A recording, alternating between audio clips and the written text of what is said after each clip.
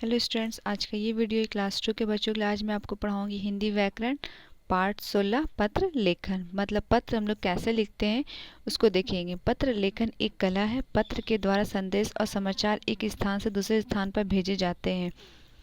मुख्य रूप से पत्र 3 प्रकार के होते हैं। क्या होता है कि पत्र किसे कहते हैं? तो पत्र क्या होता है कि जब हम किसी को मतलब पहले ज़माने में फ़ोन नहीं हुआ करता था तो हम लोग पत्र लिखकर एक दूसरे को मतलब अपना हाल चाल पूछ लेते थे, या फिर कोई कुछ बात बताना या समाचार देना रहता था तो उस पत्र के द्वारा हम लोग पूछ लेते थे। तो उसी टाइप में होता है कि पत्र से क्या होता है कि मतलब किसी को मतलब किसी का हाल चाल पूछना है या फिर किसी को कुछ बताना है तो हम लोग पत्र लिखते हैं। फिर उधर से कुछ जवाब आता है, वो भी पत्र के द्वारा, उसी लोग पत्र कहते हैं। एक होता है पत्र जो होता है वो 3 प्रकार के होते हैं। पहला होता है व्यक्तिगत घरेलू पत्र, मतलब जो आत्मीय जनों को लिखे जाते हैं। जैसे क्या होता है व्यक्तिगत पत्र, मतलब जो अपने रिलेटिव, रिश्तेदार, दोस्त, किसी के घर के कोई सदस्य के मतलब किसी को लिखते हैं, उसे हम बोलते हैं व्यक्तिगत घरेलू पत्र। आवेदन पत्र जो कार्यालयों में आवेदन करने के लिए लिखे जाते हैं।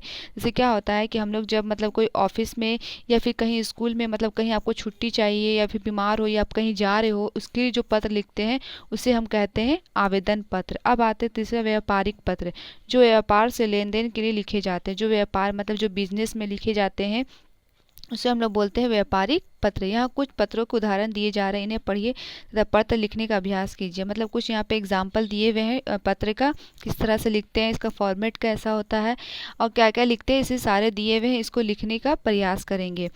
अब आते सबसे पहला होता है व्यक्तिगत पत्र। तो व्यक्तिगत पत्र कैसे लिखते हैं आइए इसको देखते हैं। जन्मदिन पर मित्र को निमंत्रण पत्र, मतलब आपका जन्मदिन है और अपने दोस्त को इनवाइट करना चाहते हैं तो उस वैसे कैसे पत्र लिखते हैं देखते हैं। प्रिय मित्र माधव, सबसे पहले क्या करेंगे, यहाँ पे जो आप जिस अपने दोस्त को जहाँ इस पत्र को भेजना चाहते हैं वहाँ अपने दोस्त का एड्रेस लिखेंगे और दिनांक मतलब किस दिन भेजे उस दिन का और ईयर।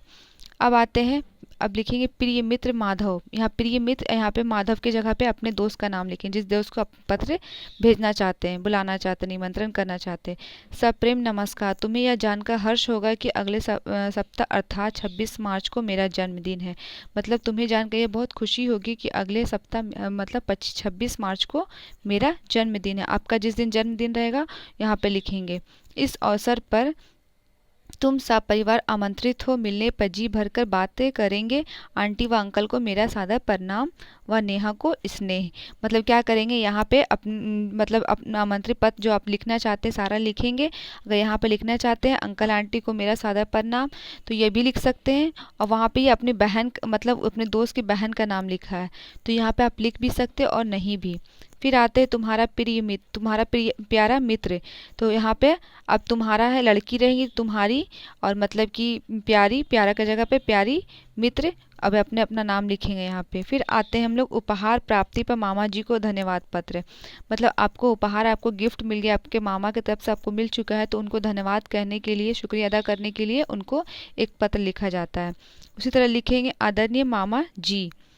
यहाँ पे भी उनका पहले वहाँ जहाँ पे आप अपने मामा का घर है वहाँ का पत्र लिखें, वहाँ पर का आप मतलब एड्रेस देंगे और डेट लिखेंगे।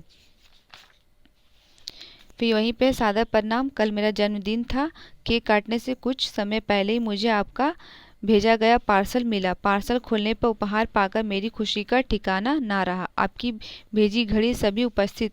अब आपके मामा जी आपको क्या पत्र मतलब क्या सेंड किए उपहार के रूप में, क्या भेजे हैं, वहाँ पे ये चीज़ का नाम लिखेंगे।